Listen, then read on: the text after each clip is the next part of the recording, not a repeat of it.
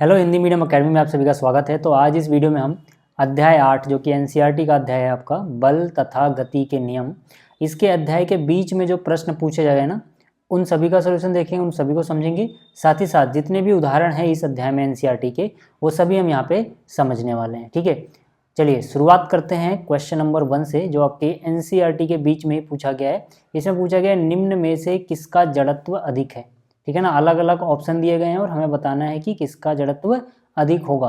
लेकिन इससे पहले जो जड़त्व है, ये मैंने जब आपको ये चैप्टर पढ़ाया था तो बताया था कि भाई जड़त्व का मतलब होता है कि किसी भी वस्तु का वह गुण जिसके कारण वो जिस भी अवस्था में है उसी अवस्था में रहना चाहती है। जब तक उस पर कोई बाहर से बल ना लगाया जाए तब तक वो अपनी अवस्था के चेंज का विरोध करती है। इसी को बोलते हैं जड़त्व। जैसे कोई वस्तु रुकी हुई है तो रुके ही रहना चाहती है, अगर कोई चल रही है तो वो उसी समान चाल से चलते रहना चाहती है। इसको क्या बोलते हैं? जड़त्व बोलते हैं। ठीक है, तो हमसे पूछा गया है कि जड़त्व किसका अधिक है। ऑप्शन ए में है एक रबड़ की गेंद और उसी आकार का पत्थर। इन दोनों में से, रबड़ की गेंद में से और उसी आकार का अगर कोई पत्थर हो तो इनमें से किसका जड़त्व अधिक होगा। तो इसके लिए आपको सिंपल सा नियम पता होना चाहिए कि किसी वस्तु का द्रव्यमान जितना ज़्यादा होगा उसका जड़त्व भी उतना ही ज़्यादा होगा। ठीक है, और जिसका द्रव्यमान ज़्यादा होगा उसका वजन ज़्यादा होगा पृथ्वी पे। ठीक है ना, तो जाहिर सी बात है, अगर आपको द्रव्यमान से समझ में नहीं आ रहा तो आप ऐसे समझ लो कि जिसका वजन ज़्यादा है उसका द्रव्यमान ज़्यादा, उसका जड़त्व ज़्यादा। या फिर अगर आपको द्रव्यमान से ही समझना है तो देखो, द्रव्यमान को नापते हैं किलोग्राम में, तो जो जितने ज़्यादा किलोग्राम की है मतलब उसका द्रव्यमान उतना ज़्यादा है। तो आप अंदाज़ा लगा सकते हो कि अगर एक रबड़ की गेंद हो और उसी आकार का पत्थर हो, है ना, तो किसका द्रव्यमान ज़्यादा होगा, कौन ज़्यादा किलोग्राम का होगा? पत्थर। यानी कि पत्थर का जड़त्व उसी की आकार की गेंद से अधिक होगा। ठीक है, ऑप्शन ए तो समझ में आ गया आपको। ऑप्शन बी क्या है कि एक साइकिल और एक रेलगाड़ी। ठीक है, तो जाहिर सी बात है यार, साइकिल का द्रव्यमान रेलगाड़ी के मुकाबले तो बहुत कम होगा ना। ठीक है, तो रेलगाड़ी का जड़त्व अधिक होगा। ठीक है, अगला है 5 रुपये का एक सिक्का एवं 1 रुपये का एक सिक्का। तो जाहिर सी बात है, 5 रुपये का सिक्का देखा होगा आपने, थोड़ा मोटा होता है, तो उसका द्रव्यमान 1 रुपये के सिक्के से तो ज़्यादा होगा। तो मतलब 5 रुपये के सिक्के का जड़त्व अधिक होगा। याद रखना, जिसका द्रव्यमान अधिक उसका जड़त्व भी अधिक होता है। ठीक है, अब आगे बात करते हैं। प्रश्न संख्या 2 में पूछा गया है नीचे दिए गए उदाहरण में गेंद का वेग कितनी बार बदलता है जानने का प्रयास करें। चलो देखते हैं। इसमें एक छोटी सी कहानी सुनाई गई है कि फुटबॉल का एक खिलाड़ी गेंद पर किक लगाकर गेंद को अपनी टीम के दूसरे खिलाड़ी के पास पहुंचाता है। तो जाहिर सी बात है, जब इसने किक लगाई उससे पहले गेंद किसी और वेग से चल रही होगी, जब इसने किक मारी तो वेग बदल गया होगा। तो एक बार तो यहाँ बदला, फिर दूसरा खिलाड़ी उस गेंद को किक लगाकर गोल की ओर पहुंचाने का प्रयास करता है। मतलब दूसरा खिलाड़ी जब किक करेगा तो दूसरी बार यहाँ पे बदल जाएगा उसका वेग। फिर विपक्षी टीम का गोलकीपर गेंद को पकड़ लेता है, जब वो पकड़ेगा तो रुक जाएगी गेंद उसके हाथ में, तो मतलब तीसरी बार वेग यहाँ बदला। फिर उसके बाद पकड़ने के बाद वो अपनी टीम के खिलाड़ी की ओर किक लगाता है, मतलब जैसे वो किक लगाएगा गोलकीपर, चौथी बार वेग यहाँ पे बदलेगा। ठीक है, तो मतलब 4 बार टोटल वेग बदला है। और इसके साथ ही हमसे उस कारक की पहचान करने को भी बोला गया है जो प्रत्येक अवस्था में बल प्रदान करता है। तो चलिए, इसका सही उत्तर क्या होगा कि गेंद का वेग 4 बार बदलता है। पहली बार जब फुटबॉल का एक खिलाड़ी गेंद पर किक लगाकर गेंद को अपनी टीम के दूसरे खिलाड़ी के पास पहुंचाता है। समझ में आ गया। और यहाँ पे आप चाहो तो और लिख लेना कि यहाँ पे कारक क्या है, खिलाड़ी द्वारा किक करना, है ना, वही तभी तो बल लगा उस पर। अच्छा, दूसरी बार क्या है, जब दूसरा खिलाड़ी उस गेंद पर किक लगाता है ना, गोल की ओर पहुंचाता है। इस बार बल का कारक कौन हुआ? दूसरा खिलाड़ी ने बल लगाया किक लगा के। तीसरा क्या है, जब गोलकीपर गेंद को पकड़ता है। ठीक है, कारक क्या है यहाँ पे, बल क्या प्रदान करता है? गोलकीपर अपने हाथ से रोकता है, नहीं बल लगाता है। चौथी बार क्या है, जब गोलकीपर अपनी टीम के खिलाड़ी की ओर किक करता है, तो इसमें बल का कारक क्या है? गोलकीपर द्वारा किक करना। ठीक है, तो टोटल 4 बार वेग बदला है, इसको आप याद रखना। अगला जो प्रश्न है, प्रश्न संख्या 3, इसमें बोला गया है किसी पेड़ की शाखा को तीव्रता से हिलाने पर कुछ पत्तियां झड़ जाती हैं, ऐसा क्यों होता है? याद रखना, ये बहुत ही इंपॉर्टेंट क्वेश्चन है, कई बार फाइनल एग्जाम में भी आया हुआ है, तो इसको अच्छे से तैयार कर लेना। देखो, इस प्रश्न का उत्तर देने के लिए आपको जड़त्व का नियम यानी कि गति का पहला नियम भी बोलते हैं जिसको, वो पता होना चाहिए। गति का पहला नियम या जड़त्व का नियम ये है कि जो वस्तु जिस भी अवस्था में है, चाहे वो गति की अवस्था में है या वो रुकी हुई है, वो उसी अवस्था में रहना चाहती है जब तक उस पर कोई बाहरी बल ना लगाया जाए। ठीक है, तो होता क्या है कि पेड़ की शाखा को हिलाने से पहले जो शाखा है यानी टहनी है और जो पत्तियां हैं ये दोनों ही विराम अवस्था में होती हैं और जड़त्व के कारण विराम अवस्था में ही रहना चाहती हैं। यहाँ पे मेन वर्ड है जड़त्व, जिसके कारण आपको नंबर मिलेंगे। अगर आपने ये शब्द नहीं लिखा तो पूरे मार्क्स आपको मिलने नहीं है, याद रखना। ठीक है, तो मुख्य शब्द क्या है इस उत्तर का? जड़त्व के कारण।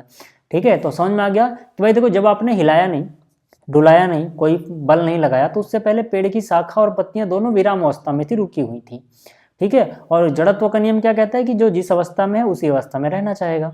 तो मतलब वो जड़त्व के कारण विराम अवस्था में ही रहना चाहती हैं। कौन? पत्तियां और शाखाएं।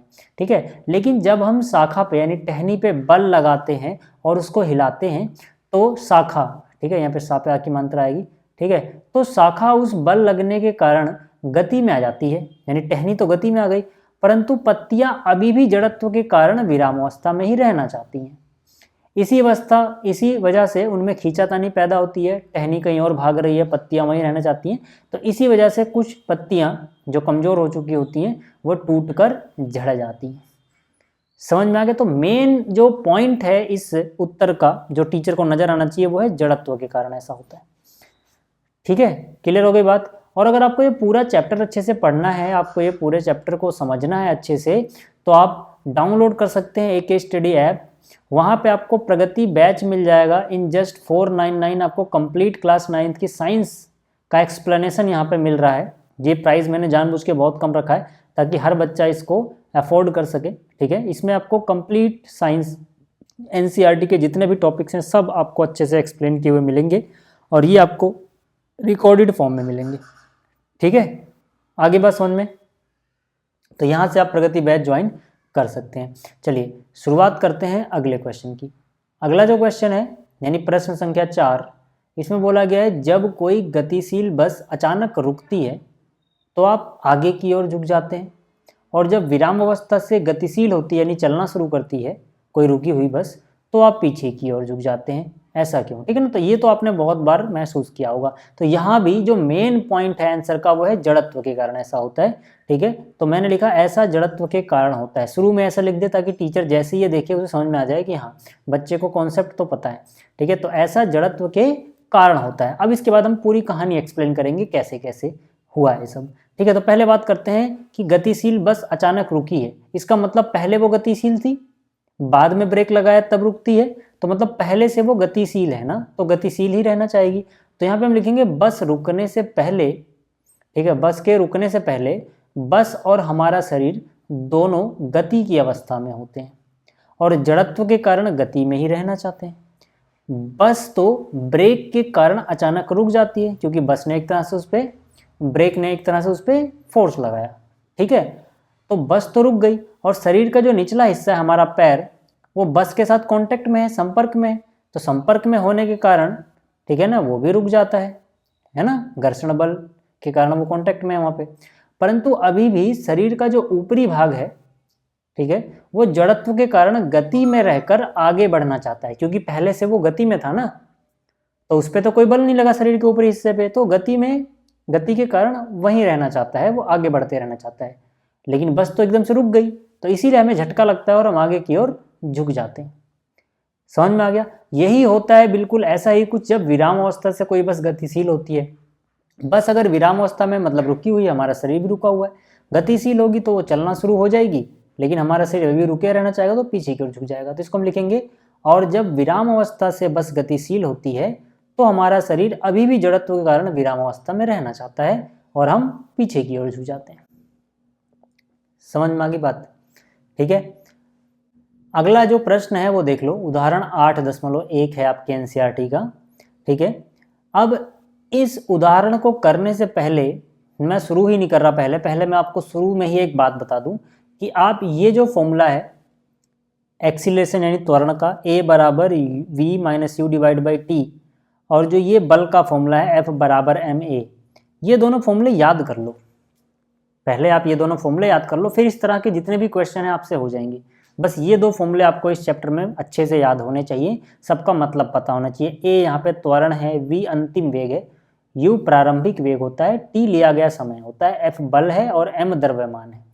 ठीक है, एक बात और याद रखना कि अगर m यानी कि द्रव्यमान किलोग्राम में है और एक्सीलरेशन यानी त्वरण मीटर पर सेकंड स्क्वायर में है, तो जो बल आएगा वो न्यूटन में आएगा। बस इतना याद रखो पहले। ठीक है, तो अगर आपको इतना याद हो गया, या फिर आप ये दोनों फॉर्मूले कहीं लिख लो। ठीक है, ये दोनों फॉर्मूले कहीं लिख लो, ताकि जब भी मैं इसका यूज़ करूँ तो आपको फैमिलियर लगे कि हाँ यार, इस फॉर्मूले से तो हम भी परिचित हैं, बस लगाना कैसे है वो सीखना है आपको। ठीक है, चलिए अब क्वेश्चन शुरू करते हैं। उदाहरण 8.1 में क्या बोला कि एक 5 किलोग्राम द्रव्यमान वाली वस्तु 2 सेकंड के लिए एक नियत बल कार्यरत होता है, ठीक है, वस्तु पर। तो मतलब देखो, जैसे ही आपको कोई चीज़ किलोग्राम में नजर आ रही है, समझ जाओ वो द्रव्यमान है। वैसे यहाँ लिखा भी हुआ है। ठीक है, द्रव्यमान को हम डिनोट करते हैं m से। तो पहली बात है, आपको किस चीज़ से किसको सूचित किया जाता है ये पता होना चाहिए। ठीक है, तो किलोग्राम में है तो मतलब द्रव्यमान है, द्रव्यमान को स्मॉल m से, ठीक है, करो तो m कितना हो गया 5 किलोग्राम। अच्छा, 2 सेकंड, सेकंड में किसको नापते हैं, टाइम को, मतलब जो 2 सेकंड है ये t की वैल्यू है, तो t फॉर टाइम, यानी टाइम हो गया 2 सेकंड। कोई नियत बल कार्यरत होता है, बल हमें नहीं पता तो मान लेते हैं, माना जो बल है उसको हम F से दिखाएंगे, फोर्स, F फॉर फोर्स या बल। ठीक है, अब आ जाओ, कह रहा है यह वस्तु के वेग को 3 मीटर पर सेकंड से बढ़ाकर 7 मीटर पर सेकंड कर देता है। मतलब पहले उसका जो वेग था, वो जो चल रहा था, किस वेग से चल रहा था, 3 मीटर पर सेकंड से। उसके ऊपर बल लगाया गया तो उसका वेग अब कितना हो गया, 7 मीटर पर सेकंड। मैंने क्या कहा कि u होता है प्रारंभिक वेग, यानी कि जो उसकी गति पहले थी, जो वेग की गति पहले थी उसको u बोलेंगे। तो पहले कितना था भैया, 3 मीटर पर सेकंड, तो u का मान आ जाएगा 3 मीटर पर सेकंड। बाद में जो भी हो जाएगी, बढ़ के हुई हो, घट के हुई हो, चाहे जैसे हुई हो, उसको हम v बोलेंगे। तो यहाँ बढ़ गई है ना, तो बाद में जो भी वेग हो गया है उसका, वेलोसिटी हो गई उसकी, वो है 7 मीटर पर सेकंड। तो पहले बात तो आपको नोटेशन आनी चाहिए कि किसको हम किस चीज से नोट करते हैं। क्लियर हो गई बात? ठीक है, जैसे ही इतना क्लियर हुआ, अब हमसे बोला गया है लगाए गए बल की मात्रा ज्ञात करो। तो पहले यहीं तक करते हैं, आगे वाला प्रश्न बाद में पढ़ेंगे। बल की मात्रा यानी F, मैंने कहा आपको फॉर्मूला पता होना चाहिए ये दोनों। तो देखो, हमें चाहिए बल, यानी कि ये वाला फॉर्मूला आपको पहले दिमाग में आना चाहिए। तो बल होता है m इंटू ए। m तो मुझे पता था तो कोई टेंशन नहीं है, लेकिन मुझे यहाँ पे a नहीं पता यार, a कितना है, a तो डायरेक्ट बताया नहीं है। तो यहाँ से मुझे ख्याल आता है कि a तो मुझे पहले निकालना पड़ेगा। तो इसीलिए a वाला फॉर्मूला यानी कि त्वरण वाला फॉर्मूला पहले लगाया है। तो मैंने कहा था ना आपको कि ये दोनों फॉर्मूले याद कर लेना, आपको लगेगा यार ये तो चीज़ें जानी पहचानी, बस अप्लाई कैसे करना है फॉर्मूला वो हमें पता होना चाहिए। एक बार कॉन्फिडेंस आप में आ गया, बस फिर खेल है ये, बिल्कुल चुटकियों का खेल है, सारे सवाल बहुत नकली है। ठीक है, तो a बराबर क्या है, v minus U divide by T. देखो भैया, v आपको पता है कितना, 7, तो इसकी जगह आ गया 7। ठीक है, माइनस में u है, u आपको पता है 3 मीटर पर सेकंड भैया, तो u आ गया 3 मीटर पर सेकंड। डिवाइड बाई क्या है, डिवाइड बाई है टाइम यानी कि t, तो t कितना है 2 सेकंड, तो t आ गया 2। ठीक है, तो 7 में से 3 घटाओगे 4 बचेगा, 4 डिवाइड बाई 2 कर दो, 4 डिवाइड बाई 2, 2 दूनी 4 होता है। मैंने क्या कहा कि अगर ये मीटर पर सेकंड में है और टाइम सेकंड में है तो त्वरण मीटर पर सेकंड स्क्वायर में आता है। तो त्वरण कितना हो गया, त्वरण हो गया 2 मीटर पर सेकंड स्क्वायर। अब बल की बात करते हैं। तो बल न्यूटन में निकालने के लिए मास किलोग्राम में होना चाहिए, पहले कंफर्म कर लेना, तो बिल्कुल किलोग्राम में ही है। और जो त्वरण है वो मीटर पर सेकंड स्क्वायर में होना चाहिए, बिल्कुल मीटर पर सेकंड स्क्वायर में है। वैल्यू रख दो, m की जगह 5 क्योंकि इसका मान है 5 किलोग्राम, a की जगह 2 क्योंकि a की वैल्यू यानी कि त्वरण की वैल्यू, एक्सीलरेशन की वैल्यू हमने निकाली 2, तो 5 गुणा 2 10 होगा। ये 10 क्या चीज़ होगा साहब, न्यूटन। कब आएगा ये न्यूटन में, जब द्रव्यमान यानी कि मास किलोग्राम में हो और एक्सीलरेशन यानी कि त्वरण मीटर पर सेकंड स्क्वायर में हो, तभी बल को आप न्यूटन में लिखोगे। इस बात को भी कहीं नोट कर लेना। ठीक है, इतनी बात क्लियर हो गई। अच्छा, इसके बाद यहाँ तक तो हो गया कि लगाए गए बल की मात्रा ज्ञात कीजिए, हमने ज्ञात कर लिया 10 न्यूटन थी, ये तो हो गया।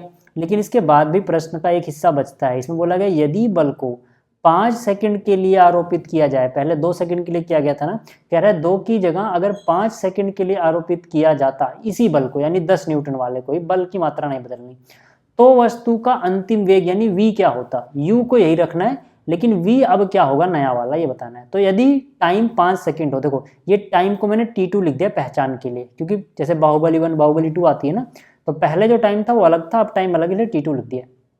तब v क्या होगा, या v2 मान लो इसको। ठीक है, तो v क्या होगा, तो फिर से यार एफ क्या होता है, एम इंटू ए। तो जब बल निकल चुका है तो बल वाला फॉर्मूला लगा दो, एम इंटू ए। ठीक है, तो यहाँ से एफ का मान कितना आ गया है साहब, 10 आ गया है, क्योंकि यहाँ पे देखो 10 आ गया है।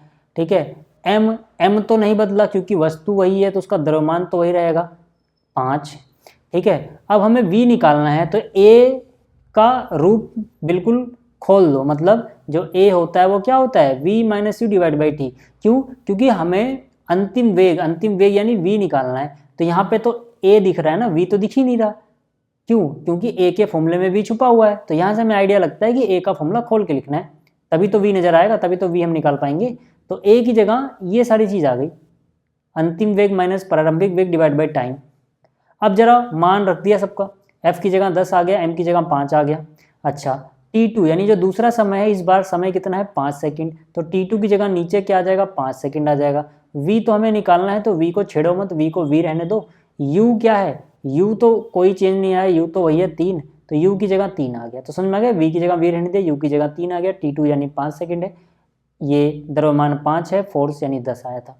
ठीक है, जैसे ही आपने इतना लिखा ना सर, 5 से 5 कट गया, यहाँ बचा V-3, देखो नीचे लिख दिया, और यहाँ बचा है 10, ऊपर वाला सीधा नीचे उतार दिया।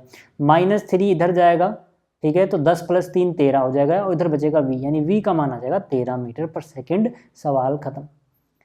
क्लियर होगी बात, आगे चलते हैं। अगला क्वेश्चन देखो, उदाहरण 8.2। ठीक है, अब याद रखना कि इनमें से कोई ना कोई उदाहरण आपको मिल जाएगा पेपर में, ज़्यादातर चांसेस हैं। ठीक है, इसे बोला है किस में अधिक बल की आवश्यकता होगी। पहला केस है कि 2 किलोग्राम द्रव्यमान वाली वस्तु को अगर हम 5 मीटर पर सेकंड स्क्वायर से त्वरित करें, या फिर 4 किलोग्राम द्रव्यमान वाली वस्तु को अगर हम 2 मीटर पर सेकंड स्क्वायर की दर से त्वरित करें, तो किसमें ज़्यादा फोर्स या बल लगेगा। तो यार मैंने क्या बोला, सबसे पहले आपको नोटेशन आनी चाहिए, नोट करना आना चाहिए साहब। तो इसमें देखो द्रव्यमान 2 बार है, और द्रव्यमान को हम डिनोट करते हैं m से। तो पहले वाले द्रव्यमान को m1 बोल देंगे, दूसरे वाले द्रव्यमान को पहचान के लिए m2 बोल देंगे, जैसे बाहुबली 1 बाहुबली 2। ठीक है, तो m1 यानी पहला वाला द्रव्यमान कितना हो गया, 2 किलोग्राम, तो यहाँ लिख दिया। m2 यानी दूसरे वाला द्रव्यमान कितना है, 4 किलोग्राम, तो यहाँ लिख दिया। ठीक है, पहले द्रव्यमान में त्वरण कितना आता है, 5 मीटर पर सेकंड स्क्वायर का, तो त्वरण को a से डिनोट करते हैं, पहले वाला इसलिए a1 बोल दिया। दूसरे वाले में त्वरण कितना आता है, 2 मीटर पर सेकंड स्क्वायर का, तो इसको a2 बोल दिया। यहाँ तक क्लियर है। अब मुझे एक बात बताओ कि फोर्स का फॉर्मूला होता है m इंटू ए, एफ बराबर होता है m इंटू ए, जहाँ पे m द्रव्यमान है, a एक्सीलरेशन है। तो यहाँ से ना फोर्स निकाल लो यार, m1 की वैल्यू है 2, तो इसकी जगह आ जाएगा 2, फिर इंटू में a1 पहला वाला त्वरण कितना है 5, तो ये हो जाएगा 5, तो 2 × 5 10 हो जाएगा। यूनिट क्या होगी, मैंने कहा कि अगर द्रव्यमान किलोग्राम में है, त्वरण मीटर पर सेकंड स्क्वायर में है, तो किलोग्राम मीटर पर सेकंड स्क्वायर को ही क्या बोलते हैं, न्यूटन, यानी कि n। तो फोर्स जो आएगा वो न्यूटन में आएगा। तो पहला बल आ गया 10 न्यूटन। ऐसे दूसरे बल की अगर हम बात करें दूसरे केस में, तो फॉर्मूला तो वही रहेगा, F = ma, लेकिन 2 पहचान के लगाए कि दूसरे केस की बात की जा रही है। ठीक है, तो ये दूसरे केस में m2 है साहब, m2 कितना है 4, ये देख लो 4 किलोग्राम। एक्सीलरेशन कितना है 2, यानी कि 2, तो 4 दूनी कितना 8, त्वरण को इंग्लिश में एक्सीलरेशन बोलते हैं, तो 8 न्यूटन आ गया। अब मुझे बताओ, ये 10 न्यूटन है, ये 8 न्यूटन है, तो बड़ा कौन हुआ। ठीक है, बड़ा कौन हुआ, F1 बड़ा हुआ, तो F1 बड़ा है। F1 किस में लगाया गया, इसमें लगाया गया। इसका मतलब है कि 2 किलोग्राम वाली वस्तु में 5 मीटर पर सेकंड स्क्वायर का त्वरण के लिए अधिक बल लगेगा। तो वही लिखा है, 2 किलोग्राम वाली वस्तु को 5 मीटर पर सेकंड स्क्वायर की दर से त्वरित करने में अधिक बल की आवश्यकता होगी। क्लियर हो गई बात, आगे चलते हैं क्वेश्चन नंबर 3 पे। देखो क्वेश्चन नंबर 3 जो है, इसमें कह रहा है कोई कार है जो 108 किलोमीटर पर आवर, यानी कि 108 किलोमीटर प्रति घंटा की गति से चल रही है। जो शुरुआत की गति होगी या वेग होगा शुरुआत का, यानी प्रारंभिक, उसको हम u बोलते हैं। तो u हो गया 108 किलोमीटर प्रति घंटा, और ब्रेक लगाने के बाद यह रुकने में 4 सेकंड का समय लेती है। समय सेकंड में है, तो यहाँ से पता लग गया कि यार ये तो समय है, तुरंत नोट करो कि t = 4 सेकंड है। और यहाँ पे एक कहानी में एक ट्विस्ट है कि भाई यहाँ पे एक वर्ड है रुकने में। जब ये रुक जाएगी तो इसका अंतिम वेग यानी फाइनली इसकी गति कितनी रहेगी, 0, क्योंकि तो रुक चुकी है। जो फाइनली वेग है उसी को तो v बोलते हैं, यानी v तो 0 हो जाएगा ना, क्योंकि रुक चुकी है। बस इतना आपको समझना है, ठीक है। आगे कह रहा है कार पर ब्रेक लगाए जाने के बाद लगने वाले बल की गणना करें।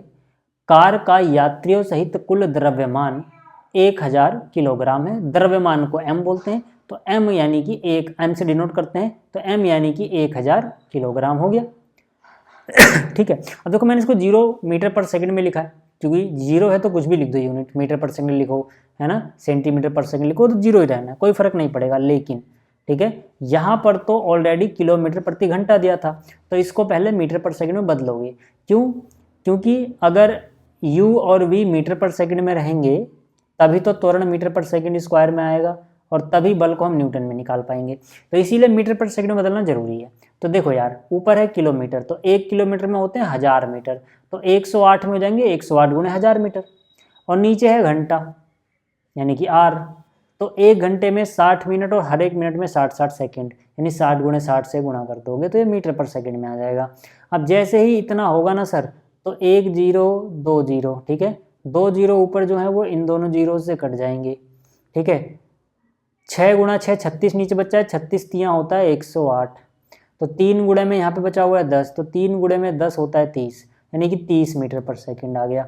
ठीक है, तो अभी मीटर पर सेकंड में आ चुका है ना, हमें बल ही तो निकालना है। याद रखना, जो निकालना है उसका फॉर्मूला पहले सोचो, बल निकालना है, यानी कि सबसे पहले दिमाग में आना चाहिए बल का फॉर्मूला। बल का फॉर्मूला होता है ma, लेकिन दिमाग में आना चाहिए कि मुझे m तो पता है, a नहीं पता, तो इसका मतलब ये हम पहले नहीं लगाएंगे, बस दिमाग में सोच लेंगे कि ma में a चाहिए। तो जैसे ही पता लगा कि m पता है, a चाहिए, तो a निकाल लो पहले, है ना, इतना सोचना पड़ता है बस। तो a चाहिए, a का क्या है, v minus U divide by T. v कितना है साहब, 0, तो उसकी जगह क्या आ गया 0, माइनस में क्या है u, तो u कितना है सर 30, तो माइनस में आ गया 30 divide by T, time second में कितना है 4। ठीक है, याद रखना u और v मीटर पर सेकंड में होना चाहिए, टाइम सेकंड में होना चाहिए। तो 30/4 है ना, 0 माइनस 30 हुआ, 2 से काट दोगे 30 हो जाएगा 15, 2 से काटोगे 2 दूनी 4, यानी 15/2 आ जाएगा माइनस का, इतने मीटर पर सेकंड स्क्वायर हो गया। अब जैसे ही आपको a पता लग गया, m तो पता ही था, अब निकाल लो ना f यानी कि बल, तो बल हो जाएगा m इंटू ए। m कितना 1000 किलोग्राम, a कितना निकाला हमने -15/2, तो यहाँ पे आ गया -15/2, है ना। 2 से 1000 को काटोगे 500 बचेगा, गुणा में क्या बचेगा -15, है ना, प्लस माइनस माइनस आगे लगा दिया है, तो 5 गुणे में 15 करोगे 75 हो जाएगा, 2 जीरो और है, 2 जीरो लगा दो, यानी -7500 न्यूटन। तो ये माइनस का क्या मतलब है, माइनस का मतलब ये है कि बस जिस दिशा में गति कर रही थी, ब्रेक ने जो बल लगाया उसके अपोजिट डायरेक्शन में लगाया, एकदम 180 डिग्री पे। ठीक है, तो जब अपोजिट डायरेक्शन में बल लगेगा, क्योंकि बल एक सदिश राशि है, तो यहाँ पे निशान नेगेटिव आ जाएगा। ठीक है, चलिए आगे बात करते हैं प्रश्न संख्या 4 या उदाहरण संख्या 4 की। इसमें कह रहे हैं 5 न्यूटन का एक बल किसी द्रव्यमान m1 को 10 मीटर पर सेकंड स्क्वायर का त्वरण देता है। ठीक है, 10 मीटर पर सेकंड स्क्वायर का त्वरण देता है, यानी कि F कितना है 5 न्यूटन, m1 द्रव्यमान में जो त्वरण देता है उसको a1 बोल देते हैं, और त्वरण कितना है 10 मीटर पर सेकंड स्क्वायर का। तो जो यहाँ पे लिखा था मैंने उसको बस अच्छे से नोट किया है कि 5 न्यूटन का बल किसी द्रव्यमान m1 में त्वरण देता है 10 मीटर पर सेकंड स्क्वायर का। ठीक है, आगे बोला गया द्रव्यमान m2 को ये 20 मीटर पर सेकंड स्क्वायर का त्वरण देता है, यानी कि m2 द्रव्यमान में जो त्वरण दिया इसने, जिसको मैंने a2 बोला, वो है 20 मीटर पर सेकंड स्क्वायर। कह रहा है कि अगर दोनों द्रव्यमानों को एक साथ जोड़ दिया जाए तो इस बल के द्वारा उत्पन्न त्वरण कितना होगा जब ये दोनों जुड़ जाएंगे। तो पहले पता होना चाहिए ना कि पहला वाला द्रव्यमान कितने किलोग्राम है, दूसरा वाला कितने किलोग्राम है, तभी तो जोड़ोगे। तो यार एक बार बताओ, फोर्स तो दोनों पे बराबर लग रहा है F, ठीक है, तो मुझे पता है कि F बराबर ma होता है, मैंने इस बार ma जानबूझ के पहले लिख दिया, तो ma बराबर F हो गया, F बराबर ma लिखो, ma बराबर F लिखो, एक ही बात है। पहले केस की बात करें तो 1 1 लिख लो, यानी कि m1 a1। ठीक है, एक बात बताओ, यहाँ पे F का मान कितना है साहब 5, तो F की जगह कितना लिख दिया 5 चलेगा। a1 यानी पहला वाला त्वरण कितना है 10 मीटर पर सेकंड स्क्वायर, तो a1 की जगह कितना आ गया 10 आ गया सर। m1 निकालना है, m1 की जगह m1 लिखो, 5 की जगह 5 रहा, 10 गया डिवाइड में, 5/10 का मतलब 5 एकम 5, 5 दूनी 10, यानी 1/2 किलोग्राम, यानी आधा किलोग्राम। ठीक है, ऐसे यहाँ पे आ जाओ, F होता है ma, तो m इंटू ए एफ हुआ। लेकिन सेकंड केस की बात कर रहे हैं तो मास दूसरा वाला, एक्सीलरेशन यानी कि त्वरण भी दूसरा वाला। ठीक है, दूसरा वाला त्वरण है साहब 20, तो इसकी जगह 20 आ गया, m2 की जगह m2 रहने दो। f आ गया 5, क्योंकि फोर्स तो वही लगाया है, फोर्स नहीं बदला। ठीक है, तो यहाँ से m2 की वैल्यू हो जाएगी 5 बटे में 20 चला जाएगा, 5 एकम 5, 5 चौक 20 यानी 1/4 किलोग्राम। अब दोनों द्रव्यमान पता लग गए। इन्होंने कहा है दोनों द्रव्यमानों को अगर जोड़ दिया जाए यानी कुल द्रव्यमान निकालोगे। कुल द्रव्यमान को मैंने स्मॉल m बोला, स्मॉल m कैसे निकलेगा, m1 यानी कि आधा किलोग्राम और m2 यानी कि 1/4 किलोग्राम को जोड़ दो।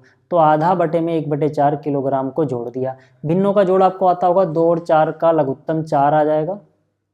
ठीक है, 2 का पहाड़ा 2 बार गया, 2 एकम 2 हो जाएगा, प्लस 4 का पहाड़ा 1 बार 4 एकम 4 1 यानी 2 और 1 3/4 हो जाएगा। समझ में आ गया। तो 3/4 किलोग्राम टोटल द्रव्यमान आ गया। तो मैंने माना कि जो कुल द्रव्यमान पर त्वरण उत्पन्न होगा, कुल द्रव्यमान पर त्वरण होगा, उसको मैं सिर्फ ए बोलूंगा, A1 A2 नहीं, सिर्फ ए, जो कुल द्रव्यमान नहीं जोड़ने के बाद हुआ। तो एक बार बताओ, m गुणा ए एफ होगा, यहाँ पे 1 2 नहीं बोल रहे, कुल द्रव्यमान गुणा में कुल त्वरण बराबर, बल तो वही रहना है, बल को नहीं बदलना, याद रखना। ठीक है, तो यहाँ से कुल द्रव्यमान कितना हुआ साहब, 3/4। ठीक है, तो इसकी जगह आ गया 3/4, ए की जगह ए है बराबर एफ की जगह 5 है, क्योंकि ये 5 दिया गया था। यहाँ तक क्लियर होगी बात। अब ए का मान कितना होगा, नीचे वाला 4 गुणा में जाएगा, यानी 5 गुणे 4 20, और नीचे वाला 3 ऊपर वाला 3 डिवाइड में जाएगा, 20/3 हो जाएगा ना, 4 पंजे 20, 4 गया गुणा में ऊपर उस तरफ और नीचे 3, तो 20/3 हो गया।